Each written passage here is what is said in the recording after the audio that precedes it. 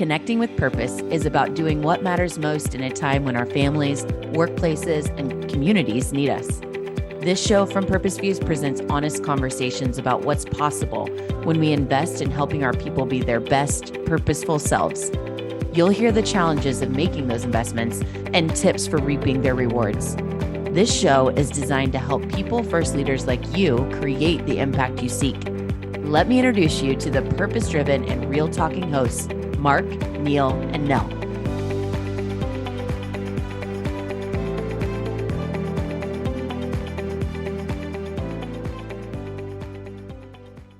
Right, welcome everybody to Connecting with Purpose. Actually really looking forward to this conversation with Nathan Ott, who is the Chief Polisher, in brackets CEO really, and the co-founder of the GC Index, which is an amazing tool that we use at Purpose Views that measures people's kind of natural energy and inclinations for how they like to contribute and make the biggest impact they can on a team, on a project, on an organization. Nathan's also the author of Coaching Me, Coaching You, and but he can sing it better than I can, he tells me. GC Index has got a pretty audacious vision, but that's what a vision should be, in my opinion, which is to empower more than 10% of the world's population to make a positive impact in their world. So I just love that when you're reaching for the stars. And Nathan's been in professional services for 25 years roughly, kind of originating in the recruitment and talent development kind of space. And he's also business ambassador for Ambitious About Autism, which is an organization that bridges the gap between the education and employment for autistic young people. So pretty awesome person to have on the show here. Nathan, thank you for joining us. Thanks, Mark. Thanks for having me. I'm going to take that as an introduction. Thanks. I like that. That's the best one yet. So I'll take the recording of that. Thank you. You're very welcome, and unedited, of course. Yeah, of course. Yeah.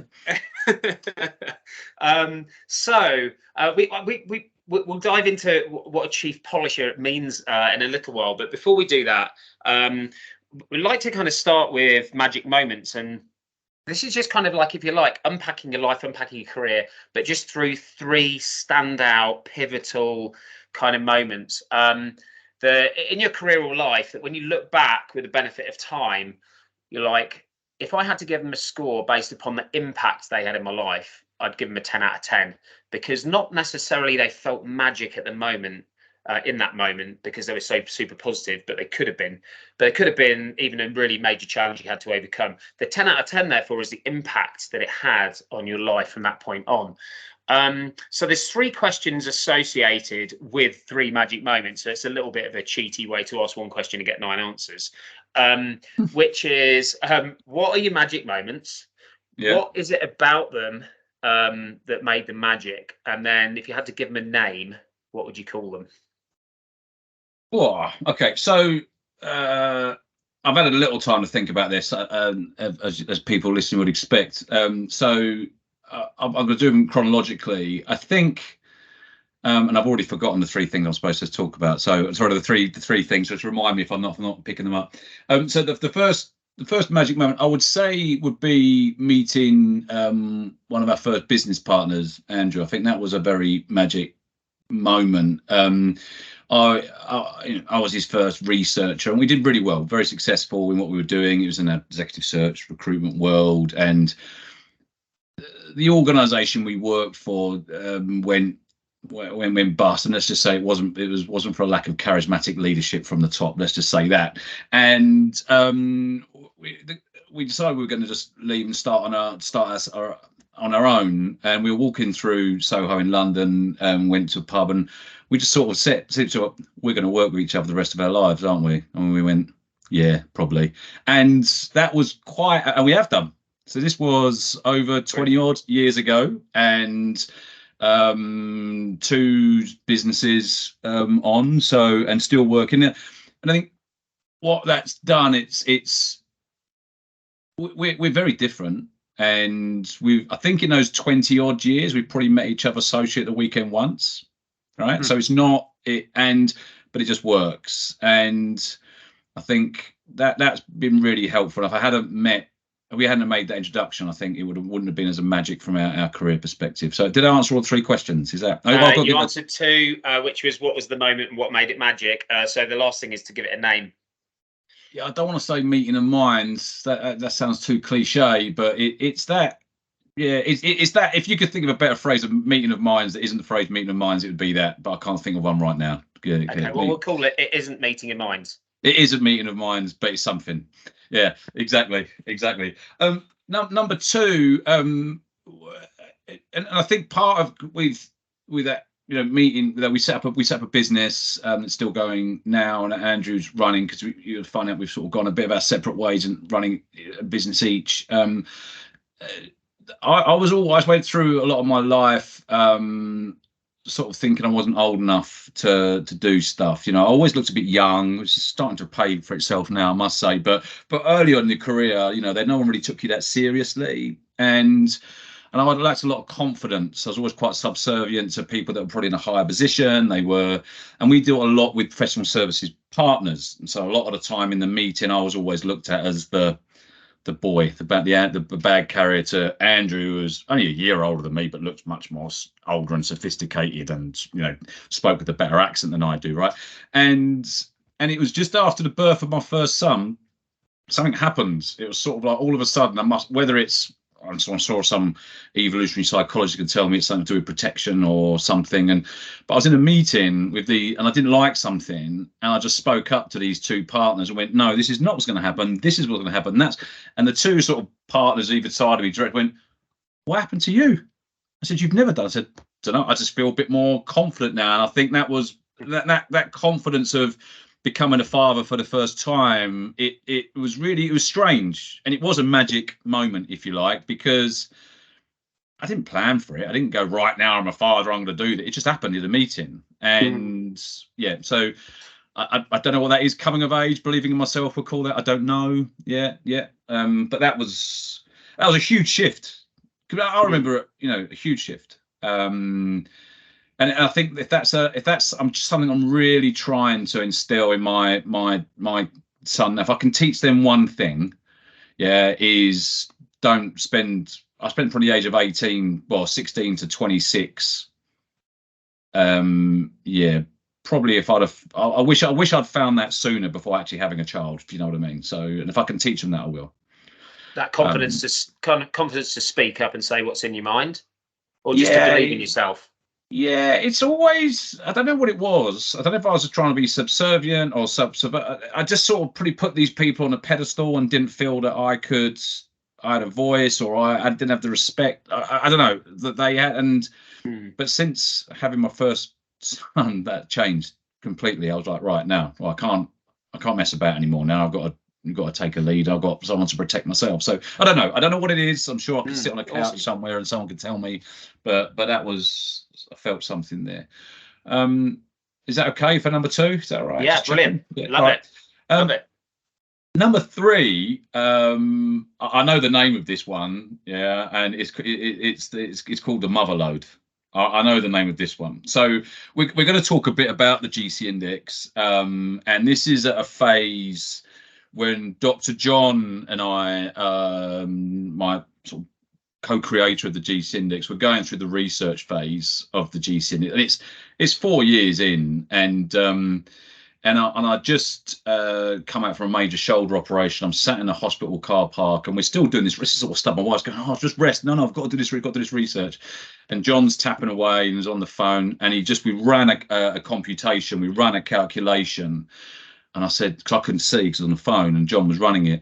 And I said, is it any good, John? And if anyone who knows John, he doesn't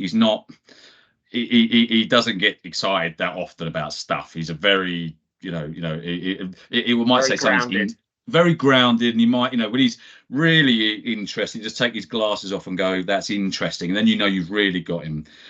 But there was a pause at the end of the line, and I said, what were the calculations? Good? Is it good? Was it look like? And he just went, this is the Motherload.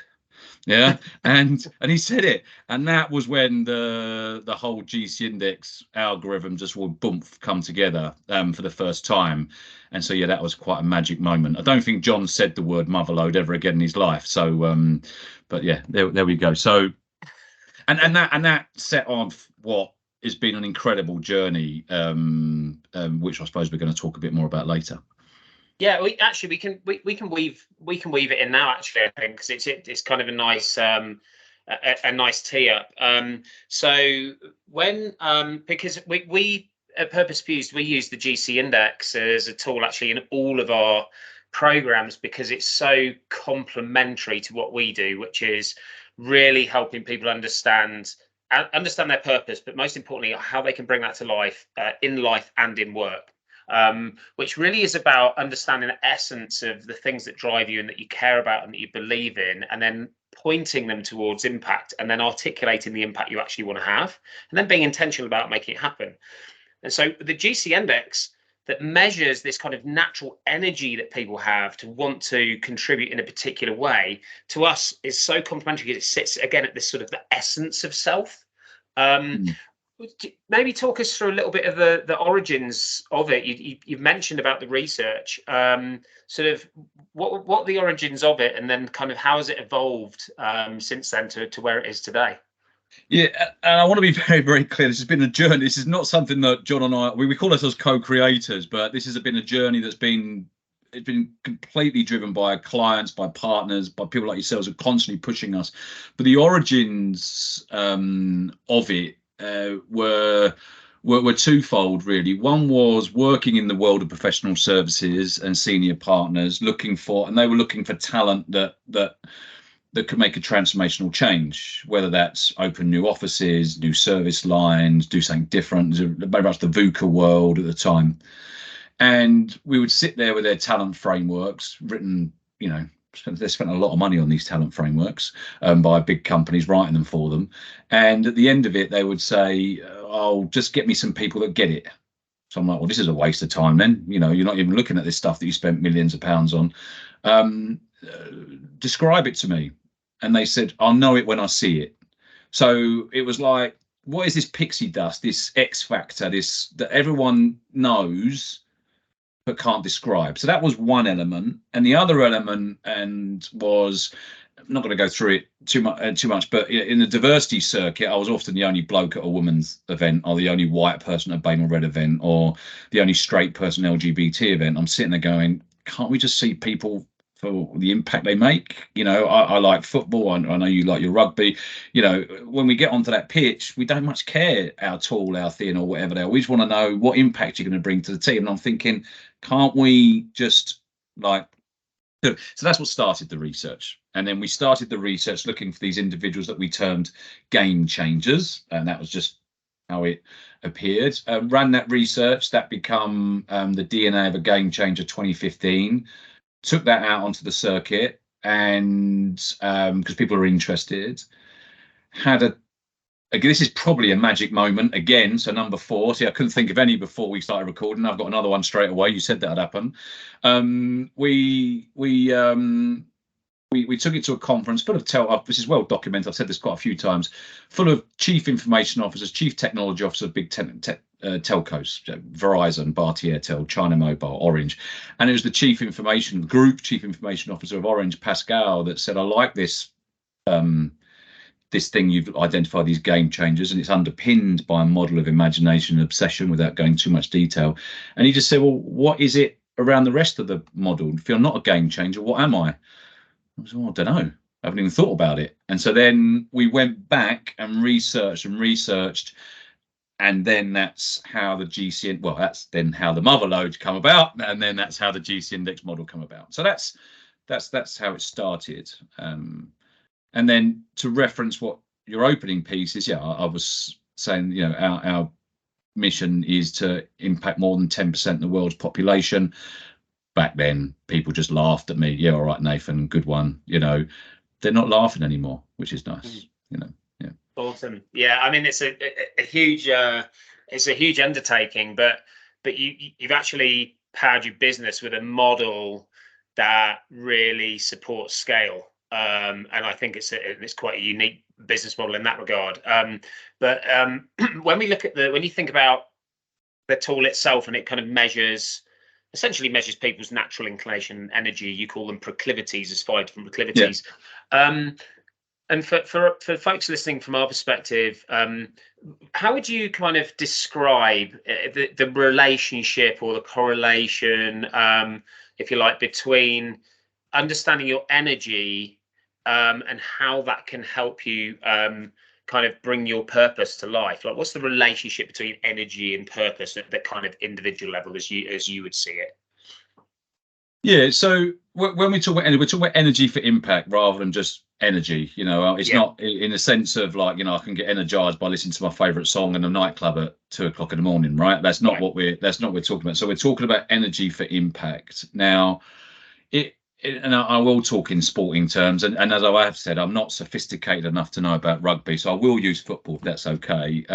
But soccer for the American audience, of course, right? But if it could be any sport really, but if I'm a striker for a football team, yeah, I'm energized, yeah, when I walk onto that pitch to score goals or help the team scoring goals. That's what I'm energized to do. Okay. Now you could look at other areas of measuring people's skills, personality, and experience. Oh, great. You'd make that decision, but we're not measuring that. We're looking at how, when that person walks on the pitch, what they're going to do. Now, if they've got really strong energy in that can be a real strength. Okay. But it might not be a real strength if he or she has to come back and defend a 1-0 lead for 3 minutes to go because they're so energized to help team scoring goals. It could cause them a problem and vice versa. Now, if we link to that purpose of that sports person or that footballer, their purpose is to win games, help the team score goals, be the best footballer ever, whatever it means. That energy to help the team scoring goals can directly link to their purpose, right? So, and the GC index does exactly the same thing, but in business terms.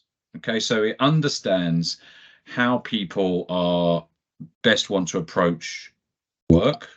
It's actually how they best want to approach life and how they're energized to do so.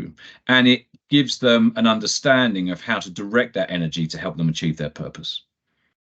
Yeah, I love that. I was literally scribbling something similar to that down yesterday because I was talking to somebody about collaboration, and I've always had this model on collaboration. It's about motivation, contribution, and value, and you need all three elements in order to have a successful collaboration. And that when you're thinking about the motivation piece, I was like, if I had to break it down into three things, for me, it's vision, energy, and purpose. And I mean energy for impact in the way you're determining it, because if your purpose is the essence of your best self and the impact you want to have, and the vision is this really massive big picture life goal that you would aspire to get to, your energy for impact that sits in the middle points your purpose to your vision. Yeah. And so understanding that helps you create a filter for the areas that you're more typically going to kind of lean into and get in the flow and perform at your best, but also understand that sometimes you've got to do other stuff and appreciate the value of team and diversity. That other people's energies for impact might be different. And so that speaks to exactly what you said. It's kind of vision, energy for impact, and purpose kind of, to me, all align towards your best self to get to where you want to get to. Yeah, 100%. And I think that what we're trying to understand is provide a framework where people can understand what type of work, what type of activities give them energy, what type of activities or work drains their energy. We've all been there. We've all been in the job going, oh, this is like hard work, or I'm doing this job now and it's, and then you look at someone who's loving it as well. It's sort of like, if you give me something, given my, like, I don't know, in software, user acceptance testing or something, I'll be like, yep, next. I wouldn't even care. Whereas someone would love to spend time doing it. And you think, what makes us different? Why is there some work people are hugely energized by and some people just hate, and that's kind of where we're coming from. And then people understand that, then they can understand how they can best contribute to their own vision, whatever that vision is. Of course, everyone's vision will be different, and so on. So yeah, that's what we're trying to get to, and it's resonating. And therefore, understanding that, I suppose, it helps organisations make short-term tactical decisions in terms of what their teams are doing and time and energy on a day-to-day basis. but also understanding that information at a bigger scale, like across a function or the organization, could help you make more strategic decisions. Like where do you see, looking at like everybody, if you like, that you see using the GC index, what would you say are the top 3 or 4 kind of business applications of it that people have really sort of latched onto? Yeah, I mean, what you've got 2 component parts of the GC index. You've got the language. Okay, so it's a language. So, you know, and I'm not going to describe it today, right? So it's been something, unless you think that's useful. But you know, where we break it down, the GC is ideas, tasks, yeah, and people, and a combination thereof, basically. I mean, if you like. And what you're able to do is, with the language, businesses can break down what they need, this team, this work, this process. Do we need creative ideas? Do we need to have a strategy make sense? Do we need to just get on and do stuff? Do we need to make stuff better, innovate, or do we need to corral people together? So there's a language bit to it first, before you even do anything with people. And then with the data, it enables you then to go, right, this program requires people just to get stuff done and get it done well. Which people have the energies to do that? Yeah, okay, in implementer and polisher in our language. So then you're able to map the data with the language, right? So that's the 2 component parts. It's the language and the data. So then that gives you organizations with the same language and data huge amount of opportunity to use this, particularly in recruitment. You know, have we aligned what the energy we want in this role? We just want someone to come in with get stuff done that we've always done, please. That's what we want this role to do. Yeah. But then we go and hire someone who wants to go and change everything, and we wonder why it doesn't work. Yeah. And so recruitment is a big one. Teams. So definitely in high performance, whether that's sports teams, you know, we've done quite a bit, business teams, small teams, big teams, any level, exec, you know, and it gives them a framework that is depersonalized. We know that teams have tensions. We know that teams, and if it's been framed in personality, it becomes really personal quite quickly. If we frame it in GC index language of proclivity and energy, it depersonalizes it. So really helping out frictions on teams. Projects and processes is another one. Is, you know, we've all, you know, let me take a really simple example. When we're back at school, right, and it's a school project. You know, you ever done a school project? Oh, I just hate the school projects. You know, you get everyone together and everyone's really excited and they've got all these ideas. Strategist, game changer in our world. Yeah. And then when it comes to actually doing the stuff and writing and making it, it's left to one poor sod who has to go and do it all, right? The implementer has to get it on time. And that's what projects are like. You know, we get people that want to just sit there and pontificate and do the strategy, and then some people just want to get on and do it. And they just butt heads, yeah. Whereas with this language and data, they can actually understand. So I think recruitment, teams, and projects and processes will be the top 3. There are many others, but they'll be the top 3. Love it. So with all that information, and you're obviously very animated talking about this for obvious reasons, because it's at least half your baby, isn't it? Let's just bring it back to you for a minute. If you're kind of thinking about your purpose, and as you know, we kind of look at that in terms of passion, impact, and application. But in essence, it's, what is it Nathan's doing when he's at his very best? How does Nathan uniquely do that in an authentic way? And what meaningful difference does that make? You know, on the world and on people you surround yourself with the most. If you were kind of to distill all that down, like what drives you? What's your purpose? Yeah, it's really interesting, and I don't want to talk about the GC index again, because I know I spoke, but up until I knew about the GC index, I really struggled with this. I tried to fit in, if I'm honest. And I didn't. And I remember even Andrew, I spoke about earlier, we used to walk into meetings, and before we walked in, they'd go, "Now, Nathan," and I go, "Yeah, I know, I won't be myself," right? So I had to conform. Yeah, I mean, I think, so because I think my purpose is, I've always fundamentally just thought that people are people. We're all the same, you know. Or we're all, you know, we're not all the same, but we're all just people, right? And we're all human. So. And I've always struggled where people don't see the value that someone else can bring, or doesn't respect their point of view and all that. And I'm very non-hierarchical, and I mean that in a, I mean, in a sense, I don't, and I always believe that whether you're a Fortune CEO or a child in a developing country, you can't obviously call them developing as much now, but and in a child in another country, then you've got a positive impact to make, and society restricts us from doing that, and in many ways, which I can get into. And so that's always been sort of my sort of, it's more than a passion, actually. It's more of an obsession. It's a bit more than a passion, and I think I've struggled to work out how I can best help people in a meaningful, systemic way. Yes, you can do stuff with charity. Yes, you can do things in your own, in your own backyard. You can do stuff, but it's always been going in my head, how can I do something that is a systemic way that's going to make a shift and democratize impact, I suppose, for want of a better phrase. And yeah, I feel very strongly about that.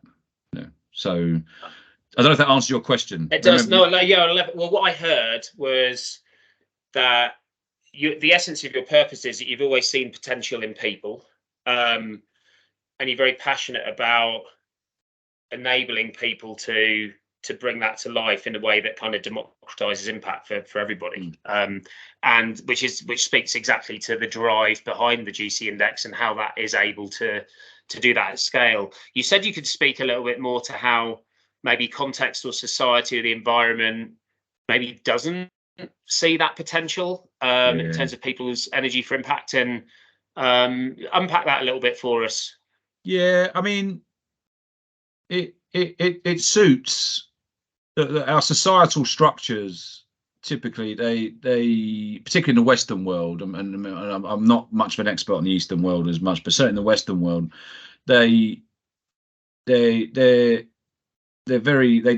promote elitism, right? In many ways, or as a structure. So, you know me, I'm not the most articulate, but let me see if this helps.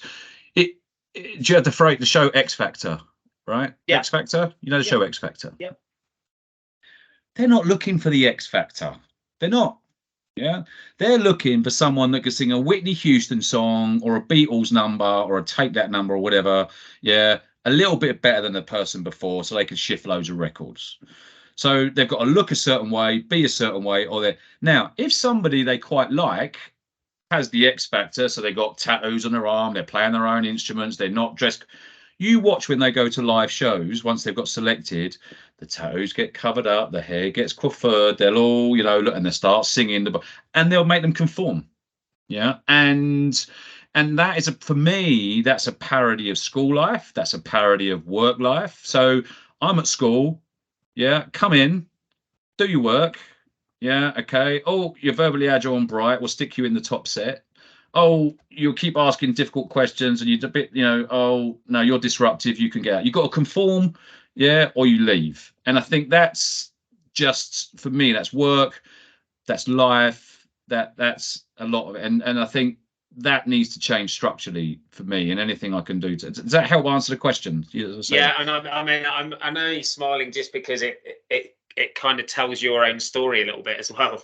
Right. You used the same word about conforming for yourself until your son was born, and then you're like, no, I'm not conforming anymore. I disagree with what you're saying. We're actually going to do this. And it needs somebody a lot more qualified than me to get there, but I love the intersection between, and I think this is a big part of what we do, right? People understanding the intersection between their own unique kind of purpose and what they choose to spend their time and energy on. And people like you and I are very intentional about aligning our natural purpose and drive to something that can have an impact on a bigger scale through our business. And therefore we're very lucky to be able to spend our time and energy on things that we're very passionate about, that we know make a difference. Yeah. But the challenge is that a lot of people might not have that opportunity to to fulfill their purpose, or there'll be a lot of blockers in the way which are systemic. And Yeah, 100%. and that there's all types of different groups, that minority groups will have different challenges, and I want to get to the point we could eradicate that, democratize impact, and move away from some of these societal boxes that we have, that enables everyone to achieve their purpose in a fair and equitable way. But but me knowing me, I don't want it to sound woolly and altruistic, that everyone should just be themselves, because that's not going to drive it or be helpful. It's actually, how can we provide a language, a framework that fits organizations, it fits society, and it works, and it fits, and do it in a way that actually makes an impact, rather than just some bloke sat here on a afternoon in London talking to you on camera saying the world should be a better place. I mean, I generally want to, that's my purpose. I want to make sure we do shift, and that's why we say 10%. That's why I've said 10%. Is very clear. I mean, obviously, I'm a huge introvert, so it means I can ignore 90% of the population. That was a joke, but but once you get to more than 10%, you hit a tipping point, and then if we can get to 10%, then we can make sustainable change. Yeah, well, you would have already made sustainable change, right? Even at the 10%. And no, and I think that a lot of folks that don't necessarily get it haven't yet fully invested in their own self-reflection to really truly understand what drives them, and actually being intentional about it on a day-to-day basis, have the risk of sometimes thinking that things like purpose and energy for impact are a bit warm and fuzzy. And actually, it's actually the opposite. Because in order to be intentional about really bringing that to life, there's hard decisions that you sometimes have to make. There's certainly lots of small incremental changes and conversations and other things that you have to have.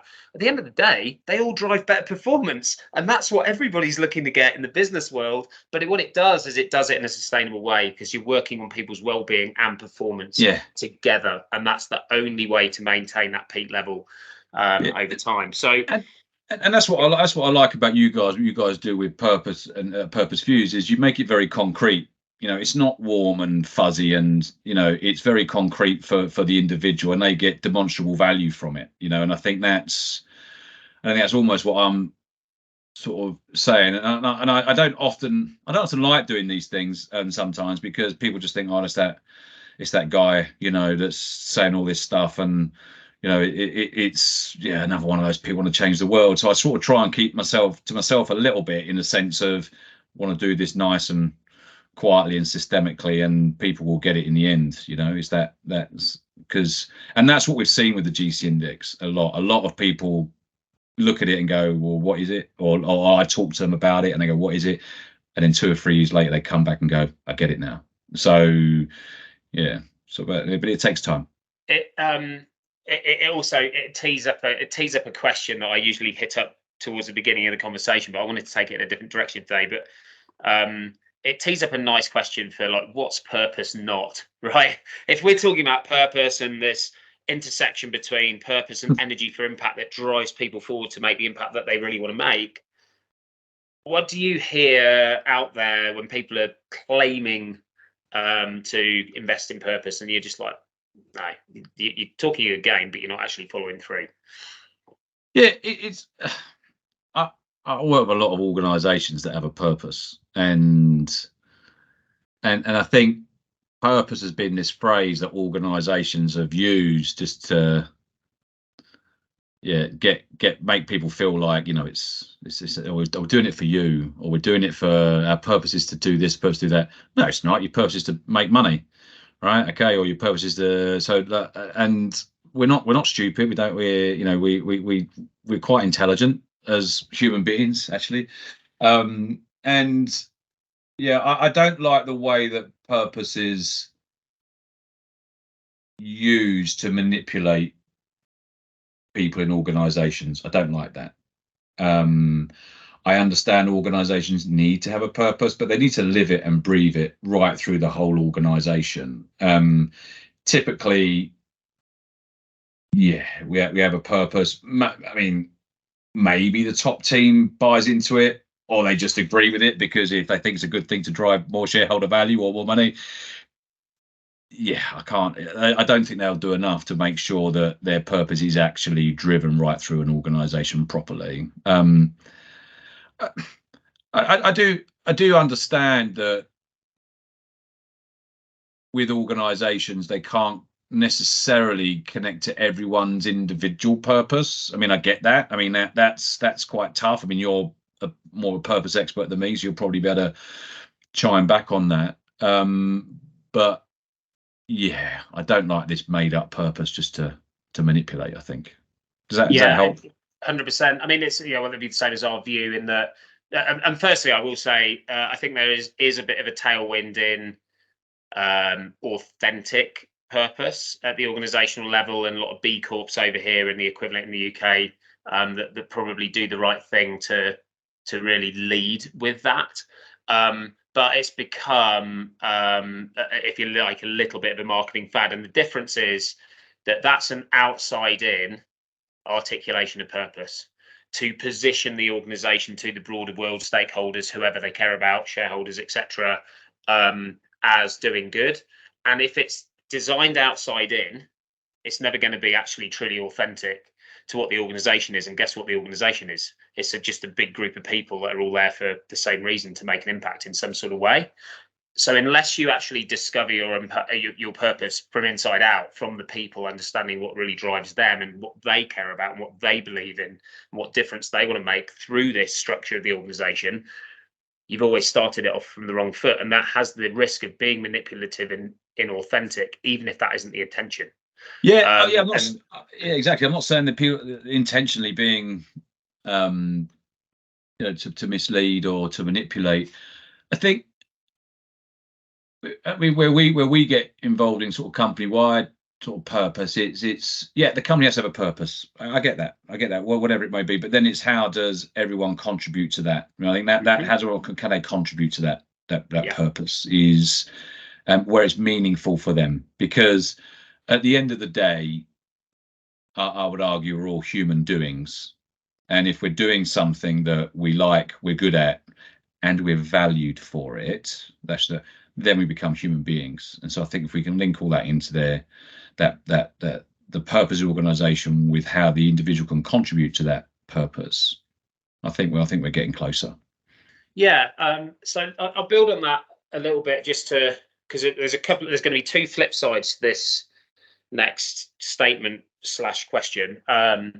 One is, what have you seen that works, and the other is the mind the gap, like what's the thing that's getting in the way. And so the hypothesis that I've said a few times that I truly believe in is that everybody at work, regardless of their age, their experience, everybody's looking for some sort of meaning. Everyone's looking to belong and have some form of connection. Everyone wants to contribute some value, and they want to be recognized for that value that they're contributing, that they can see aligned to that, to some sort of impact. And these, to me, are these sort of what I call fundamental and foundational elements that if you get those right, everything else is an application of that. So firstly, if you agree with that basic hypothesis that generally as human beings and human doings, we're looking for belonging, meaning, connection, contributing value, and being recognized for that value fundamentally, regardless of how we are able to do that. If that's true, where do you see some examples, or what would you say is important in order for an organization to actually truly embrace that? And on the flip side, if there was one or two things that just getting in the way from organizations truly investing in these foundational and fundamental elements, what is getting in the way? Oh, that's a big question. So what have I seen? What have I seen work well? I mean, I take the GC index aside. If I look at an organization that, and I always get their blooming name wrong, an organization that I like, that I feel has done well, is the companies at Patagonia. I really like what what they've done, and I'd love them to, well, I'd certainly love to understand their GC index profile of the organisation, the CEO or the founder, because they didn't make any bones that they were there to make money. Yeah, they're there to make money. Patagonia, they knew they were there to make, but they made money so they can put money back and do good. So it wasn't just, oh, we're just here to do good, you know, and blah blah. They were authentic and honest with it, and I think people knew where they stood. You know, people just don't go to work just to go. Let's be honest, they don't go to work to go, oh, I just want to go to make the world a better place, right? You know, I mean, if they're fortunate enough and financially stable enough to do that, that's great. But a lot of the time, there's a financial transaction with people that go to work. So let's not hide behind that as well. But I think Patagonia got it right. They for me got it right, and I see a lot of organisations that go too far. Oh, we're here just to make the world a better place, or every pharmaceutical companies. No, it's all about, you know, the patient. Well, nah, it's not, because if it's all about the patient, you get away for free and start making a lot less money. So I think that's really confusing. So I think when we get some of those messages right, and then people can buy into that. So yeah, I think I've answered right and wrong there, I think. Now, of course, I think organisations have got it right, really right, is when they've used the GC index, because they've linked their purpose and their mission statement directly into a frame that everyone understands from the top to the bottom, and everyone knows where they stand and how they can contribute it. I remember, I won't say who it is, one organisation had this lovely, for our new purpose in our phrase, dare to change the way we work. What? You know, now for in our world, the game changer type. Well, that's brilliant. That's our purpose. We're going to dare to change the way we work. You've got these people that have been there 20 years going, well, I like the way that I work, thanks, and I do a good job, and I don't want to change the way I work. So they couldn't buy into it. But if you could say, well, dare to change the way you work to get even more results, well, I can buy into that a bit more, rather than just dare to change. So it was feeding back to their energy, their purpose, understanding it through a GC index lens. Yeah, it made a big difference. But yeah, that's so that I like helps. I like the alignment and the input. I think this is really important. I wrote about this recently as well. Just sort of what we say is important, and what we do is how we're remembered. I mean, and the alignment between the two is so important. So Patagonia's got the alignment. We do good, we make an impact, and we do well, we make a profit. And the more profit we make, the more good we can do. And that's the cycle we want, right? And we're honest about it. And this is all the good we're doing. And hey, this is how much money we're making.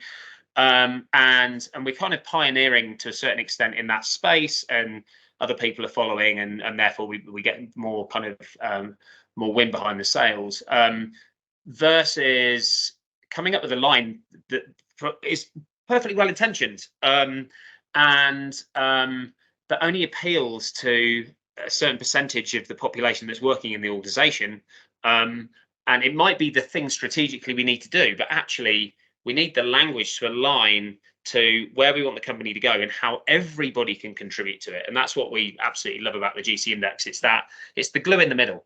Just everyone then understands, how can I make the best contribution to have the most impact to these goals, to this organization, and get paid and feel like I'm making a difference and feel valued for it. And it's around aligning your metrics, right? So it's like aligning your metrics to each of those, how those people can contribute. And I say this a lot, you know, if you've got a kid's sports team, hockey, football, doesn't matter, and we've got a winning culture. Our purpose here is to win every game, right? Great, that's all right. But if your only metric for winning is scoring goals or basketball or buy your baskets or whatever, everyone's going to want to be divisive and go, right, we're going to come here, I'm going to score goals. Secondly, they'll feel rubbish for not scoring goals and whatever. But if you can show how everyone contributes to the process of winning, so you contribute to this culture, this purpose of winning by stopping goals or by creating goals or by looking after your teammates or whatever, then everyone feels valued. So I think it's about aligning those metrics which everyone else can buy into, which are more linked to their purpose, which rolls up to a bigger culture and purpose. Yeah, and that's partly what the data does. Yeah, that's partly. Yeah, I was going to say, it brings together the metrics and data and the language, the two elements, right? Which, even on a kid's sports team, so what are the performance parameters we're using to measure our success? And it could even be as simple as a kid that knocks another kid over and reaches down and picks them back up. Exactly. Because we want to demonstrate that level of care for other kids, and that's success, right? Exactly. But it'll be different in every team. Love Exactly it. So we're running out of time, so we've got one quick personal piece to close out, which is just really around your legacy, and obviously GC Index is going to be a part of that. But the headline question on this, Nathan, would just be like, if you look back, you know, on a life well lived, how would you want to be? How would you want to be remembered as a leader? I probably don't want to be sort of remembered as a leader, if you like. I'd like just the GC Index to have the impact and change the lives that I think it can, and that's way bigger than me. I suppose selfishly, I've got, maybe this is another magic moment. That's 5 now. You did say there'd be more. I when we were doing our when I was working in search in headhunting, I was interviewing a very, very senior candidate, very senior, and it was for a very, very senior role, and he was a lot older than me. And there's a search for him. I mean, he's American, called Heidrick and Struggles. Yeah, and when I sat in front of him, he said, "Oh, I actually got interviewed by Mr. Heidrick or Mr. Struggles. Can't remember which one it was. Right at the early days." And I thought, that's cool. I like that. So I think I would like one day for someone to meet someone in my team. Yeah, I met Nathan Ott when he first started the GC Index. I'd love that. That would be quite cool for me. And I think that would be enough. Just one person to say that. I met him when he first started. And then that individual they're saying it to goes, whoa, you know, this is something that's made a big impact and you met them. That would be it, I think. Just one. Love person. It. Well, I love it's the one, and the GC Index being this legacy, right, that continues to scale impact, and it kind of brings you back to that that kind of the recognition for somebody that was conforming, but actually then just stepped it up and really started to lean into a tool that could really have the potential to change the world in very tangible ways, right? I love that. I love that. Well, you're very humble, Nathan, which doesn't surprise me at all. And again, we really appreciate being partners with you guys, and we absolutely love the GC Index. But really enjoyed the conversation. It went very quickly. So thank you for your time. And obviously we'll speak again very soon. In fact, my next call is with Dr. John, funnily enough. Oh, there you go. All right, brilliant. Mark, thanks for having me and having this verbal state of consciousness on your show. So thank you very much indeed. And we love having you as a partner as well. So go and keep doing good and being great. And thanks very much. Thank you. All right. Take care, mate. Cheers. Cheers. And you, mate. Bye. Bye. We're energized about this journey and hope you choose to join us. Click the subscribe button now so you don't miss out on all the actionable wisdom to come.